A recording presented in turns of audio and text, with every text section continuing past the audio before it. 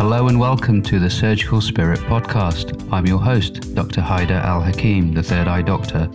Pull up a chair and get ready for some candid and uncompromising discussion with experts, innovators, agitators, and influential people from every corner of health and well-being.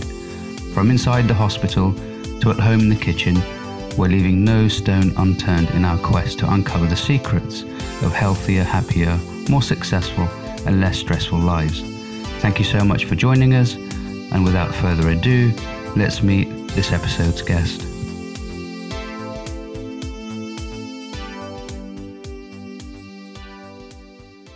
Hello. Hi, how are you doing, mate? Good to see you again. I'm very well. Shan was our first guest on the Surgical Spirit Podcast. You were my first guinea pig. And it's been downhill ever since. For both of us, I don't know. But no, I mean, it was... we connected on LinkedIn, yeah, and it was literally out of the blue, and it was literally, yeah, let's go for it. Do you know what I mean? It's like, what was that your first podcast interview? No, I think I'd done about 3 or 4, but I really did enjoy that one because I didn't really know you, and you didn't know me. We just kind of knew of each other's work a little bit, and so it was just like an introduction, you know, finding these two sort of like-minded doctors who really want to do work beyond, you know, the pills and potions and prescribing and make a difference in people's lives and in population health. So I really did enjoy that. Plus you gave me an opportunity to vent against all the bureaucracy going on, which I always enjoy doing. Yeah, we love that shit. I mean, definitely, you know, particularly people in power, we love to shoot them down. And, you know, it's a great way of releasing the tension. Well, only those that warrant it, you know. I don't. Come on, everyone needs to be shot down now and then, even if they don't, even if it's not warranted. Do you know what I mean? It's good fun. I find it good fun. I don't instantly shoot people down just because they've got power. I think, well, you know, what are you doing with that power? Yeah. Are you making a positive difference, or are you abusing it, or are you self-serving?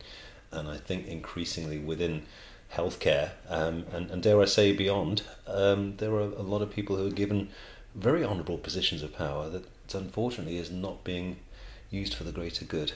So I don't want to duplicate all the stuff I said on Paul Polybius's podcast the other day, but there's a lot of changes that I think need to be addressed within the system, within the National Health Service and the organisational side of things. Is there something that you think you can do or your average doctor can do today to make a difference to the top leadership in the medical profession? Disengage.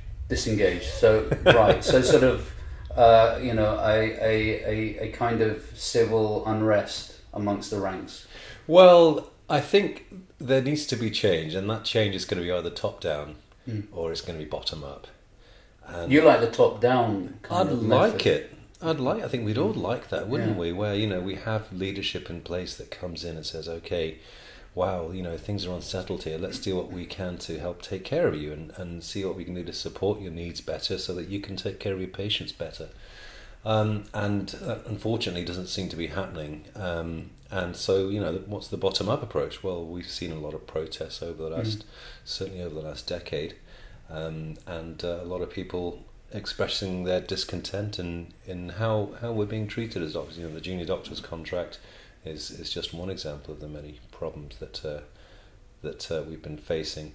But I mean, disengage. Obviously, I say that with tongue in cheek to some extent. So is it just a lost cause then? I mean, do we just take care of ourselves and make sure we sort of survive this sort of constant turmoil that doctors inevitably go through in their profession? I think self-care is probably the most critical part here. And you know, I think we've absolutely got to make sure that we're looking after ourselves, and there's nothing selfish about that. You know, if we can't take care of ourselves, how can we possibly take care of thousands of patients?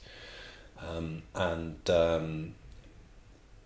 terms of what I'm talking about with the bottom-up approach, as I said, I'm saying it tongue in cheek, but I think we've got to start to look at, you know, what do we really, you know, what will really get their attention most of all.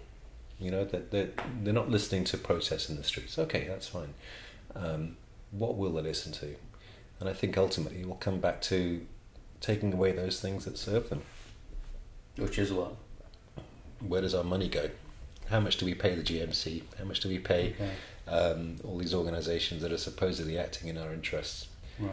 And we've got to remember that we don't work for them; they work for us. Yeah. And they have a responsibility towards us. Yeah. Well, this is a very heavy start, isn't it? Well, yeah. We're having pretty heavy fluids right now. Sort of getting heavy, but doesn't that mean we've got to have the balls or the guts to actually do this, and not enough of us have enough oomph and courage to say no to this stuff? Yeah, you're absolutely right. I think it's fear of consequences, and we get threats of repercussions if we don't do this, or that if that box isn't ticked, then this will happen. About 2 years ago, my practice, where I was a partner at the time, we took over a neighbouring practice, and so we had to get all of our registration papers in place for the Care Quality Commission. Those charming folks, and you love them to bits. You do. Well, I'm sure that my feelings towards them are quite similar to the ones you have towards them. And so we submitted everything, and they sent us an email saying we haven't received it. And I said, well, we've submitted it. Do you want us to do it again? So we'd submit it. I think this went on 3 or 4 times. And then they sent an email to us saying that as you have failed to submit your paperwork, despite being given so many opportunities, we wish to inform you that we are capable of imposing a £50,000 fine plus 12 months imprisonment. And I thought, gosh, this is outrageous. How bloody dare you? Who do you think you're talking to? It's not our fault that your systems are so messed up that you haven't received our paperwork. But to turn around and threaten your hard-working, dedicated staff with £50,000 plus 12 months inside is just disgraceful. And I got... I didn't get directly shirty with them because our CQC lead decided that he would take care of it. But I do remember responding to someone who asked me about it. I said, listen, a £50,000 fine and 12 months in prison wouldn't break the bank or our resolve or our spirit. And these organisations need to understand that. And do you think that comes from the leadership there, or policies that have been put in place by think tanks or consultancy firms within these groups? I'm interested because these are the people that we need to say, look, this doesn't work. This is totally inappropriate. It doesn't solve any issues. I'm interested to know what their roles are with these think tanks and exactly how much influence they have, and also how much research do they do? How many people do they talk to on the front line to really get an understanding as to what's truly happening? So we can show them, shine the mirror on them to say, look, where's your regulation, and where's who are you answering to, and who are your paymasters? Well, yeah, a bit of transparency would be nice, wouldn't it? Some of the ideas that we have, that are enforced upon us, that we are suddenly having to do, that are unilaterally written into our contract every year. You just read them and think, where on earth has this come from? Who has dreamt this up? This is, how is this going to make patient care better? There was something introduced a few years ago now for general practice, where all GPs have to disclose how much money they're making, what they're earning, not just on their websites, but actually on posters in their practice. So if you have an NHS GP, they have an obligation now to post that, and I just find that you just think, well, why? Why? Yeah. What's the point about that? I don't talk about how much I earn. I don't tell people how much I earn. If they really want to know, that's different. But it's such a distasteful area to discuss, and I think, how is that supposed to make patients better? If a patient comes in to see me who is a single mother living on state benefits, has 5 children, 5 mouths to feed, and is really struggling financially, and is sitting in the waiting room and seeing how much the doctor earns, immediately there's a barrier to communication there. They're going to think, well, what's that person understand about my plight right now? Whereas we want to try and help them and understand them and come from a position where we can really serve them and help meet their needs. So just these nonsensical ideas that are implemented, that I don't see where the evidence is that how many of these make healthcare better, make our jobs better, or make our patients better.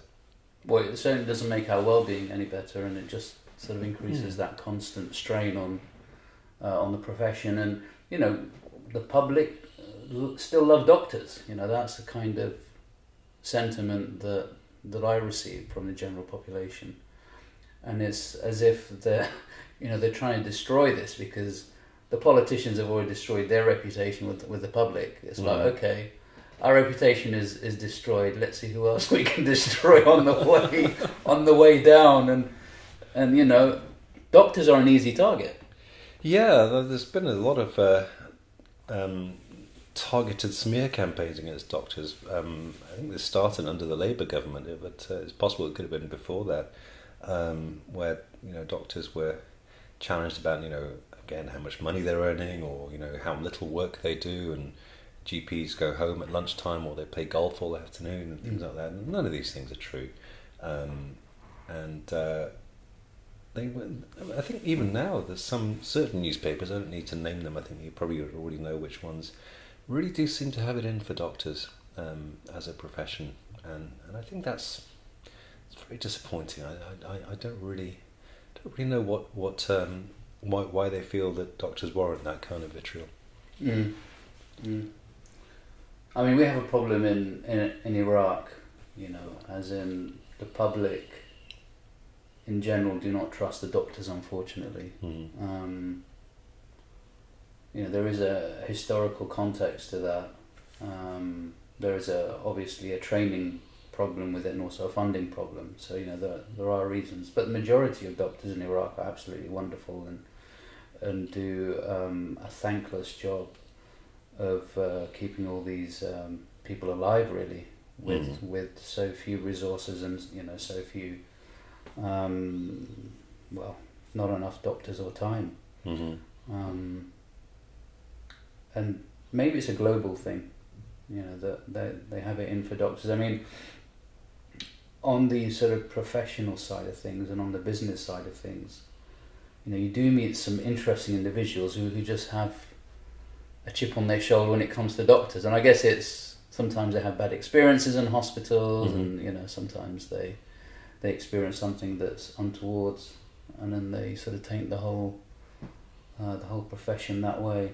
I think you're right. I think obviously the internet has changed everything, and most people who will go and see a doctor now will have typed in something about their symptoms into their preferred search engine, and come in with what their impression is, and I've got no problem with that.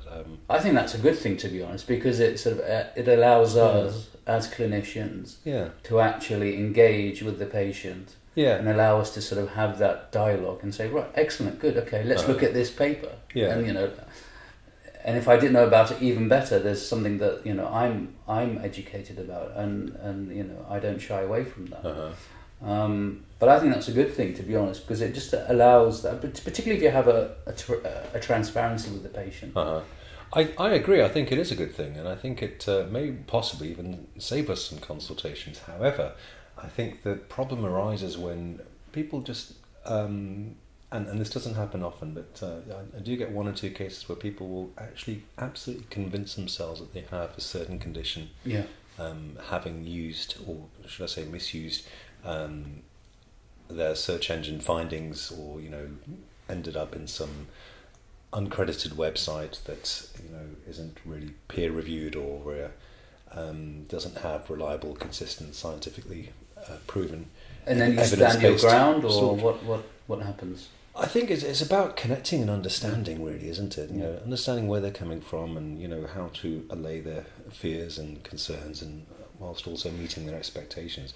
Doesn't necessarily mean that we can automatically deliver everything they're looking for, but I have had people come in with a history of migraines who they demand a CT scan or an MRI brain scan, and that's the only thing they want from you. And if they don't give it, then they don't want anything else from you.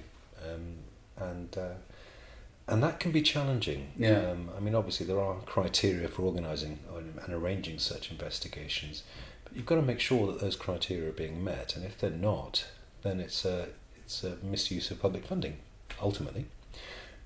So it can be challenging, and I think it really comes back to trying to understand where they're coming from, and trying to alleviate their concerns, and really just doing what we can just to listen. And I presume you work with trainees and sort of junior doctors. I used to in my partnership, for about 10 years. What was it like for the doctors coming through? Really good fun, I think. In my mind, I think I'm fun to work with. I always enjoyed teaching and training. We'd have medical students as well, and GP registrars coming through. And so the profession's in good hands. I hope so. Yeah, I mean, I think so. I mean, I've sort of met a lot of junior doctors and doctors in training, and they're really passionate about the profession, which is really reassuring. Yeah, I think the two things that immediately spring to mind are firstly how the profession seems to become more and more flowchart based, if you like, driven by policies and protocols and pathways and procedures. And one of my criticisms of that is that it's not everything fits neatly into a simple man-made pathway. There are things that we've got to look at if we're looking outside the box to help determine what's really going on. I do think such things prime us to be taken over by artificial intelligence. Yeah. And well, it's for scaling, isn't it? Yeah. I mean, that's why they have this, so that they can scale and sort of increase profits. That's one of the major reasons why they have these pathways, and they want essentially robots or monkeys to do this job because it's cheaper that way. I mean, that's my kind of cynical view of this. Well, I think you're on something, but at the same time, they've had, even before Babylon Health came out, there was I can't remember what the website was, Mobile Digital Assessments. I think it was about 5 years ago on the NHS, where you could literally type in your symptoms and it would just take you through a series of questions, and it would tell you what was wrong with you and or what to do. So you can say, I've got a headache that I've had for half an hour, and then they'll just ask you, which part of your head, what does it feel like, blah, blah, blah. It's scalable. And then they will tell you, go to bed with some paracetamol, or call an ambulance now, whichever one they found is most so the things like that, they can be helpful, and certainly they have their place, and they're sort of they're growing. This is my cynical hat being put on. So they sort of scale, they essentially devise it here and then scale it in developing economy countries, and then sell it. Well, and then they just sort of repeat it because there's lots of guinea pigs to try out their protocols on. Hey, they're doing very well. Yeah, some people, that's how it works, and I mean, I'm not a business expert. I'm more of a touchy-feely therapist than anything else. Do you know what I mean? I know exactly what you mean. I'm much the same. I don't even like to do telephone consultations. I'd much rather meet my patient face to face and have this conversation, much like we're having right now. Yeah. Maybe not necessarily on these lovely armchairs you've got. Yeah. But we should do a video at some stage, shouldn't we? Sort of video and both of us lying here with our feet up. Yeah. Very close to each other. So, I know. I quite like, because I do a lot of psychotherapy, and I find telephone and non-video Zoom and Skype quite good, actually, because it allows them to be in their own safe space physically. Yeah, I'm not 100% against them. I think the initial consultations I always prefer to do face to face. Just look them in the eyes. Well, I think we just get a better feel for each other and know what's going on. That said, I did have a consultation, a Skype consultation with a cardiologist recently, which went very, very well indeed. So certainly they do have their role. It saved me a trip down to London. Yeah. It was just done at our own convenience. And bloody hell, mate, this year your heart was struggling. Yeah. Fucking hell, what happened, man? Who saw that coming? Where'd that fucking come from, mate? Where did that come from? So, yeah. What happened, man? Well, this is the first time I'm talking about it publicly, so I'll happily tell you. Thank you. So I had a heart attack. Wow. Get your head around that, if you can believe it. It just took me by surprise. And no idea really where it came from. And you're 34? 35. I wish.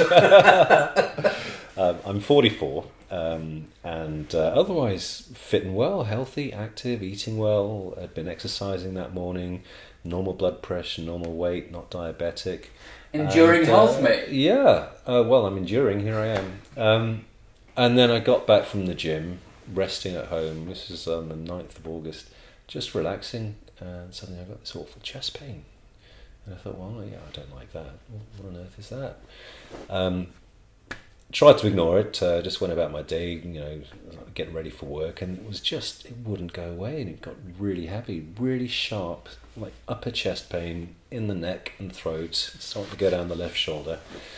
And I thought, this, I've read about these.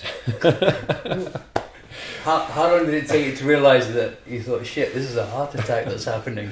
Well, it was actually when the ambulance crew arrived. I called an ambulance for myself. That's how bad it was. And they arrived, and they were fantastic. And they put an ECG on me straight away, and they said, "Yeah, you've got ST segment elevation in the inferior leads." And I said, "What? No, give me that. Let me have a look." Bloody hell, you're right. And I haven't seen. That's not mine. I haven't seen one of those since my A&E days, and yeah, all the other symptoms, sweating, feeling sick, dizzy, faint, and I thought, what is going on here? And the ambulance crew drove me straight to cardiology, acute coronary unit, and they were brilliant. The driver drove like a hero, and the paramedic that was sat with me, she was really kind and supportive, and got to hospital, put me on the angiogram table, and they found a thrombus in my right coronary artery, and they took it out, and that was bloody agony. They took it out and put in a couple of stents, and they said, "Okay, you're all done. How do you feel?" I said, "Oh, it's gone now. I feel all right. Can I go?" Got a clinic to do now. Yeah, well, funny that my at work were texting me saying, "Well, are you coming in? What's going on?" I'm not really coming in this morning, I'm afraid. I think this afternoon is probably out too. But so yeah, that was kept on the ward for 48 hours, and what was it like being on the ward, being an inpatient? Well, I would hear stories of people who they'd have an MI, myocardial infarction, and then they'd have a procedure on head, and then immediately they'd be served fish and chips or burger and chips. And so I had my procedure done by 11:30, lying in bed, midday. Guess what they served me? Fish and chips. Greasy fish and chips. Yeah, and I just said, no, I'm sorry, I can't eat. In terms of the care, it was second to none. It was fantastic, and really makes me deeply proud of being part of the NHS, and the fact that we have this incredible service that does just works tirelessly for patients. And I know I'm very critical of those in charge, and the reason I'm critical is because I feel that it's the frontline staff that need supporting. They're the ones who are really stretched in delivering this excellent care, and they should be given a break. They should have their endeavours. Well, they should be listened to at least. Yes, like, absolutely. What the hell do you want? Please tell us. Yeah. It's like, right, we want this, we want this, we want this, we want this. Yeah. And it's literally bending over backwards to try and give them what they want. Yeah, absolutely. I mean, we're not asking much. Yeah. I mean, the money's there. You can't say the money's not there. Well, yeah. You can sort of find ways of siphoning the money away from outsourcing to whoever you're outsourcing, and just giving it to the staff who are on the front line. Yeah. So, I mean, that's an area I do get very passionate about when it comes to talking about supporting healthcare workers and doing better by them, making sure that their well-being is taken care of. So, what was it like being in a hospital bed? It was, to be honest, I didn't really think about that. My head was just in a spin. Struggling to get round how or why this has happened to me. I mean, my dad had an angiogram, and there is a strong family history on my mum's side as well. My maternal uncles. In fact, since this happened, my mum's youngest brother had a heart attack.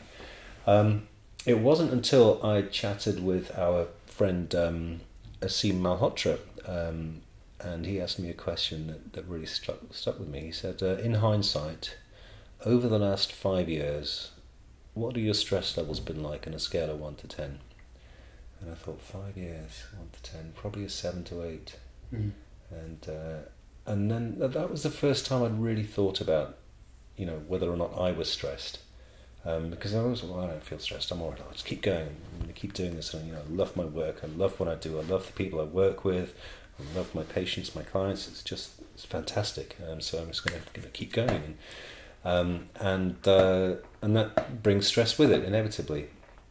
And it wasn't until he asked that question that it really hit home to me how much I'd been sort of driving myself to do what I do. And so since then, I've just backed right down. I haven't taken on any more consulting work, corporate engagement. I'm not doing any public speaking.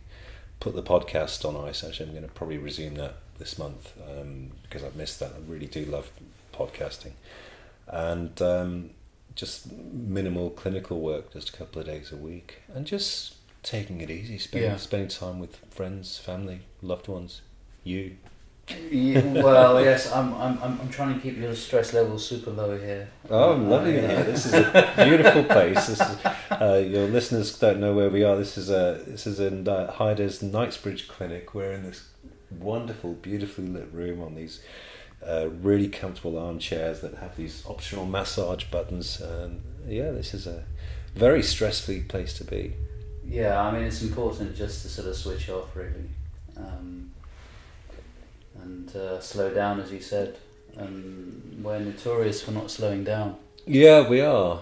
But doesn't that have consequences? Because when you slow down and you were sort of speeding up before, what happens to you? Isn't there like a sort of a buffer zone where things get all, scrambled, and you've got to find your way again, your new ideal speed? I think it's about finding that happy medium, isn't it? Where we're still doing the meaningful work that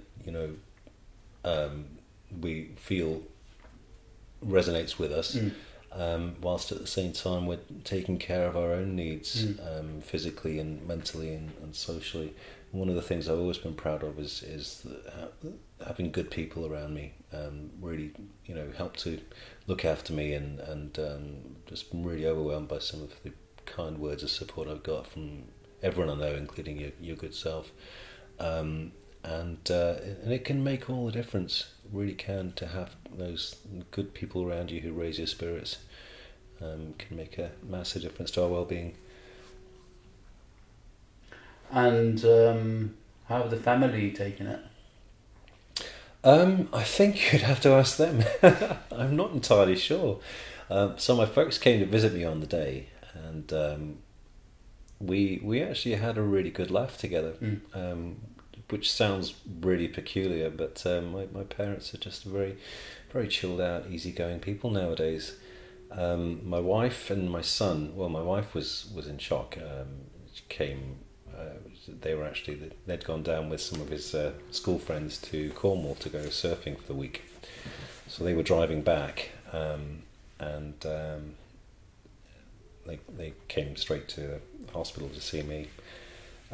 Just didn't see it coming. So, well, what have you been up to while I've been away? And I said, honestly, nothing. I've just been working, had a friend over for dinner last night, didn't drink, I'm not really a drinker.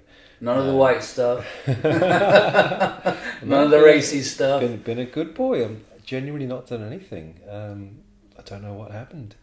But yeah, I do think when I was asked that question about stress levels, that was a real sort of clue as to what was going on. I think hindsight is 20/20, and I can look back on the time leading up to that, how hard and busy I was keeping myself, and how much stress I was actually letting slip into my life, when frankly I should have known better.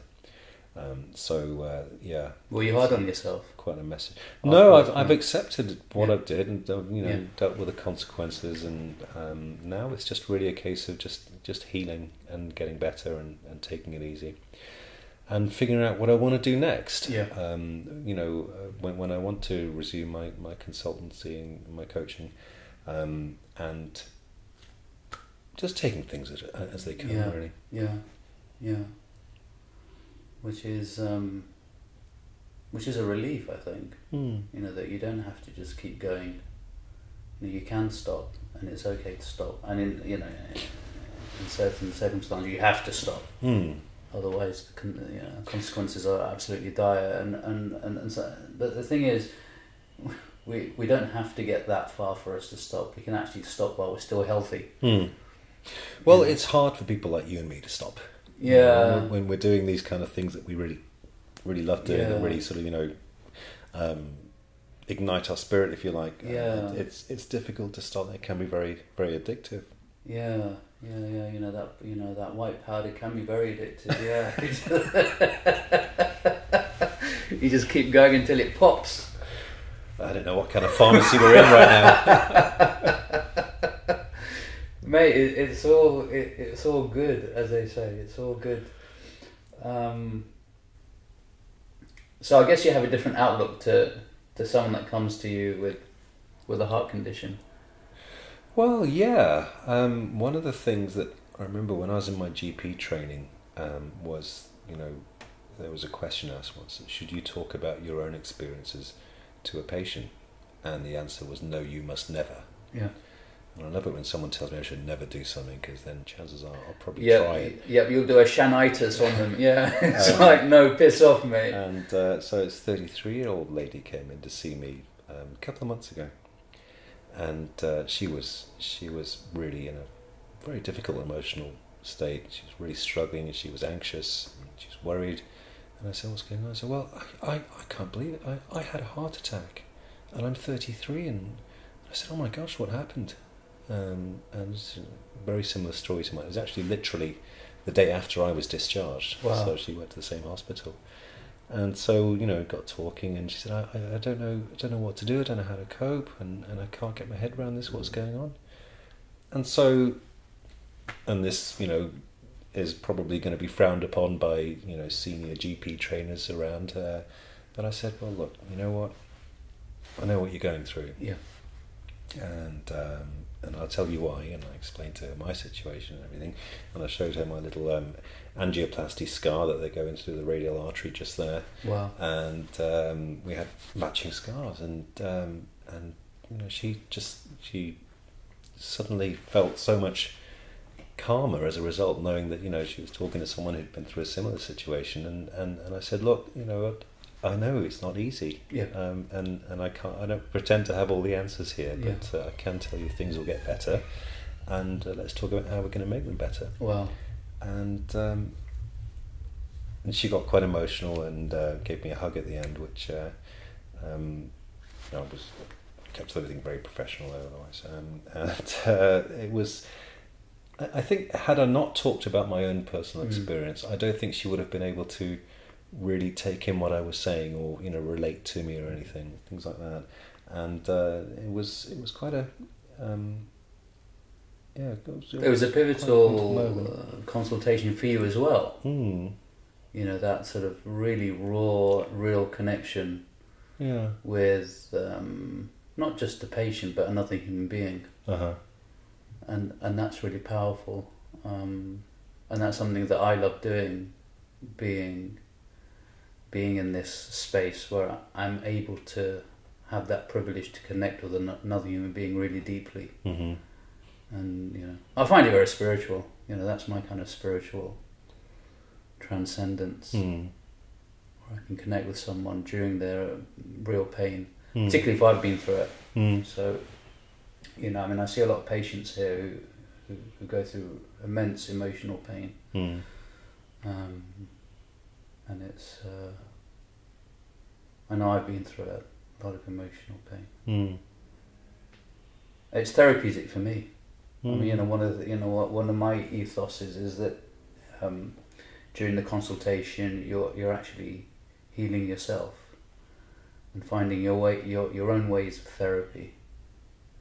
And then just that process and just being in that space or that intention of bringing therapy to yourself, it gives them that subconscious sense of therapy for themselves as well. You know, as they're watching you process your thoughts, because there's a lot of transference, you know, when we're physicians and therapists. And it's, and you know, you need to realize there's a lot of your, you know, shit going across to the patient. So just by you opening up, that allowed her to open up, and you know, that sort of new dynamic happened, which isn't really textbook stuff. No. You know, it's literally, you've got to be doing it on the job, and takes time. It does take time, and I'm not necessarily condoning, you know, we should go out there and always share our own personal experiences with our patients, but you know, I don't think we should be so dogmatic to say that there's never an appropriate time to. I'm not really a big fan of these dogmatic rules anyway. I think you've got to pick the moments and find what intervention do we feel will help our patients the most at this particular given time as fast as possible. And I knew with her situation that what she needed more than anything else was someone to understand her and what she was going through. And I thought, well, what better way would there be than for me to say, actually, I'm going through something very similar. And I know it's not easy. No, it's not easy. You know, it's but you know, the good things in life are not easy. Yeah, and you know, that's the way it goes. And it's a bit like coaches, really. You know, most coaches are useless, and you know, charlatans, and it's all a load of BS, mate. You know what? I don't actually really agree with me. Call myself a coach all that much nowadays. No, I do agree with you. Oh, really? Oh, that's okay. But I think it's not the first time I've said that. I was on a podcast as well, and you know, I was saying that, you know, they're all BS, and I don't think I mean, it's about BS. Money at the end of the day, and you know, they're there to pay for their wages and lifestyles and so on. But it's such a difficult profession. You know, not everyone is a coach, and for you to say, "Oh, I've done this course, I'm a coach now," well, no, that's not how it works. And I've been in this space since 2013, and I've rarely seen a good coach. I've rarely seen someone who sort of gets it and is there for me rather than for themselves. And the majority of them are there for themselves and you know, gassing themselves up. And you know, the biggest contention that I have is that they're always putting their flavour into that relationship. And for me, a good coach is someone who doesn't put that flavour into that relationship. Someone who can hold up the mirror and show you your BS. And there's very few like that. You know, they do have a lot of transference and a lot of, you know, where they're sort of impressing their whole mindsets and their whole way of being. And I don't like that. Well, I completely accept what you're saying about the lack of credentials. I mean, coaching is itself a completely unregulated industry. Anyone can, you know, go on any 2-day seminar or an online course and then decide to call themselves a coach and get some weird certificate of meaningless value, and set up a coaching practice. And some people really have no business at all being a coach. It's dangerous. The other thing to point out, because I got interested in coaching around about 2007. I did a diploma in 2011, and I incorporated it to my medical practice. Found it very, very helpful and valuable to making a difference, helping people make a difference in their health and well-being. And one of the things that I learned is that a coach doesn't actually tell you what to do or how to live your life. And a coach, their sole role there is really ask those meaningful questions that will really sort of help people look into things for themselves. And the second thing is a good coach would always seek permission first. I remember going out to dinner with a group of friends about 2 years ago, and some people there I didn't know. One of them was an American lady who it emerged later was a life coach. And asking lots of questions about my brother and me. My older brother and I have had an up and down relationship over the years, shall we say, and was asking some really just strangely, just asking about my family, and then got to my brother and then started questioning all these things, and then started giving me her judgment. And saying, well, your issue is this, and your issue is that, and your issue is the other. And I said, what? Excuse me, what the hell are you talking about? And who are you anyway? And she said, oh, don't worry, I'm a life coach. And I said, well, I don't really give a fuck who you are. You're giving some uninvited opinions right now into an area that you really don't know anything about. It's not our coach's job to fix you. It's not... because there's nothing wrong with you. Okay. And it's important to look at areas where you want to heal, and that's fine. And a coach can help you with that, but shouldn't be telling you what to do or how to live your life, or tell you you're not enough, or you're not worthy, or the reason you haven't got this or that is because you brought it on yourself. And it's really a terrible, terrible practice. And I'm sure in time that these kind of things will start to be addressed and stamped out, frankly, because I think that it's just plain dangerous in some cases. But you see, sometimes you want a coach to give you advice. So I don't think you can just ask questions. You need, maybe called a mentor. Well, that's different to a coach. I think they're fairly interchangeable. If I was to have a coach, I want someone who I can relate to, has experienced what I've experienced, and I need them to have gone through it. I think that's reasonable. My understanding of the difference, and I don't want to get bogged down in semantics, is that a mentor is someone who's actually achieved what it is you're after and can mentor you to get there. Like, say as a GP, I've mentored many junior doctors. Whereas a coach doesn't actually need to have achieved what you want to achieve. They don't need to necessarily, like, say, for example, Alec Ferguson never won the Champions League as a footballer or the European Cup as a footballer, but he coached his team to win 2 of them, and I think that's the difference there. But would he accept a coach, in inverted commas, outside his industry, just to ask questions, pertinent questions? Well, questions to help you figure out where things are and where things should be going was what I was trained to help look at. Just looking at those, just blind spots. Things that you can't quite see, and just helping to reveal what's actually really going on underneath the hood, if you like. What are your thoughts? Do you tell? I haven't met. I've met a few good coaches, as in. Well, you've met the Brendan Burchard, though, haven't you? Yeah, he was.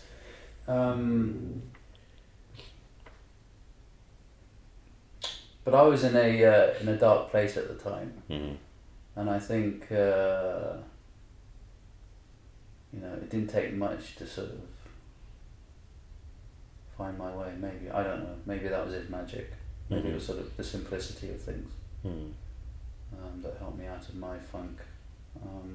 It helped me out, but then I had even more questions afterwards. Mm-hmm. It's like, right, okay, I'm out of this, but then I've got so many other things to think about. Mm-hmm. But yeah, I mean, it's always an area of contention, and I like talking about this anyway. You know, it's a good thing to sort of have a go at other professions, since everyone's having a go at us. Well, I think, if people are looking to get a life coach, I just want to be very clear, I'm not against them at all. I know of many good life coaches, but at the same time, you've got to make sure that you're getting yourself a good one, not just someone. Yeah. So guys, if you're interested in getting a life coach, get hold of Shan. No, I'm not. Maybe not just yet. Maybe give me a few more months of rest and recuperation. Yeah, get that heart back to. Back to speed again. So having experienced what you've experienced in terms of the heart, and in terms of your health, and in terms of sort of all these things over the last year, how has your notion of wellness changed, and sort of what practices have you put in place to sort of keep your heart ticking along? Well, healthcare begins with self-care, yeah. And I think we very quickly can become distracted by other things happening without really looking at ourselves. I always thought that I took good care of myself, and one of my beliefs was that genetics only has its role. Lifestyle is really the key driving factor. You live a good, healthy, clean lifestyle, and you'll be okay. Genetics has a massive role, as I've quickly learned. And at the same time, we've need to do even more from a lifestyle perspective, and I shouldn't really sort of rest on my laurels and say, well, my lifestyle is good. I've got to constantly look for improvement. Where could I actually make things even better for myself? How can I reduce my stress even more? Can I eat even better than I am now? What would be the best exercises for longevity? Instead of weightlifting, which is what I was, which was my favourite exercise at the time, but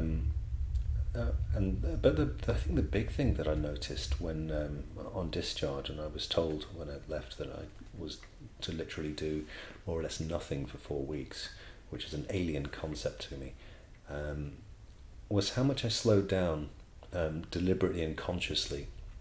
Literally from my thoughts.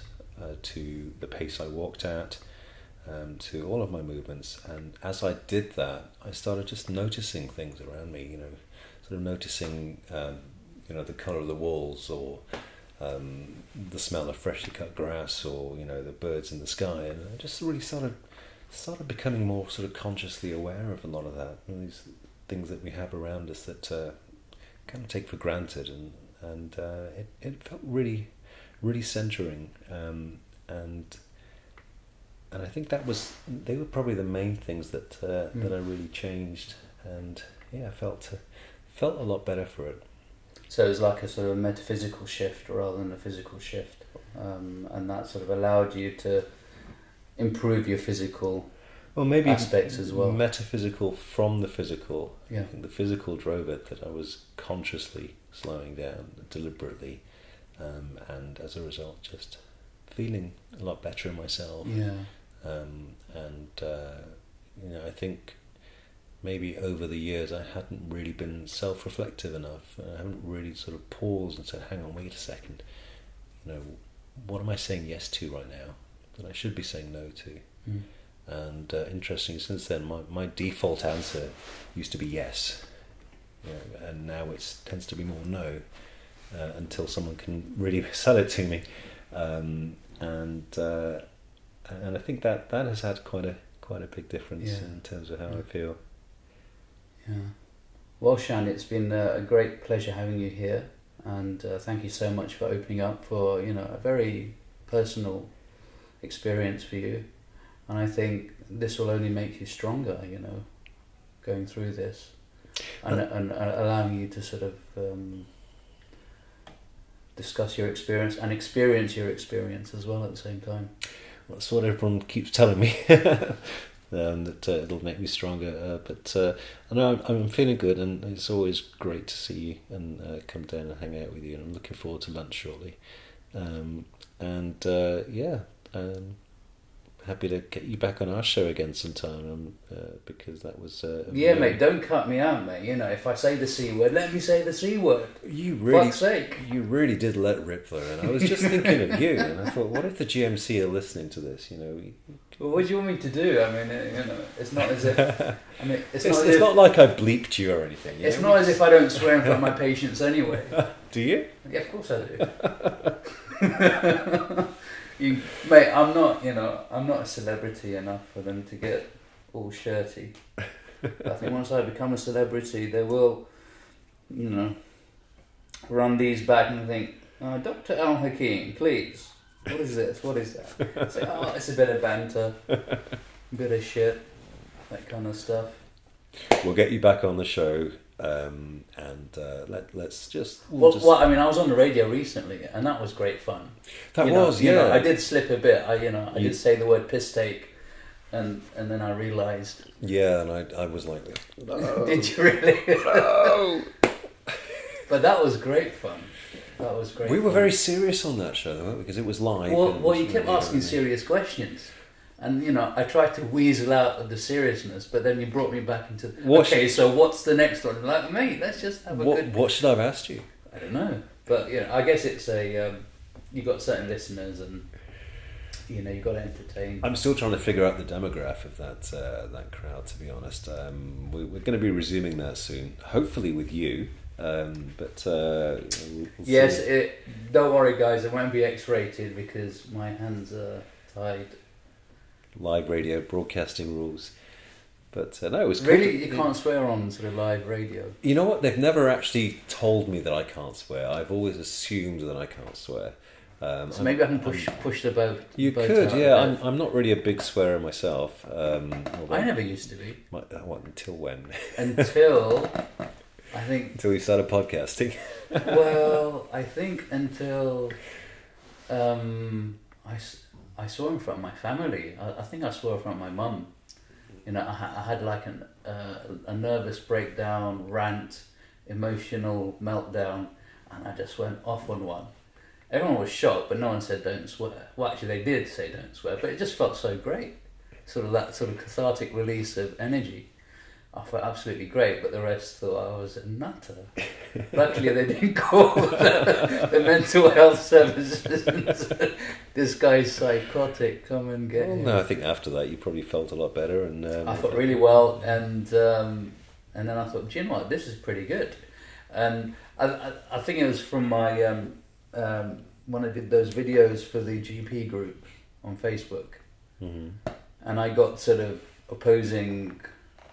responses, positive and negative, and the negative were just about the swearing and the positive was about the message. Oh, was this at Moorfields? No, this was this is for a GP group on Facebook. So they kicked me out of that. Oh, did they? Which GP group was it? It's called the Resilient GP. Oh, they're a nice bunch. Yeah, apparently I was a bit too inappropriate for them. So I got kicked out of that, and then a bunch of GPs thought that was unfair. They did a campaign, Bring Back Haidar, #Bring Back Haidar. Obviously they didn't bring me back. So then they contacted me and said, mate, why don't we do our own GP group? And this was about 5-6 years ago. And so we've got a separate sweaty healthcare professional group. Okay, cool. Where we just sort of have a bit of banter. Cool. Can you add me? Of course, yeah. And they allow swear words. It gets very kinky sometimes, mate. Yeah. Forget the swear word. It gets proper kinky sometimes. Oh dear. Thank you so much, Shan. Oh, it's a great pleasure. Good to see you.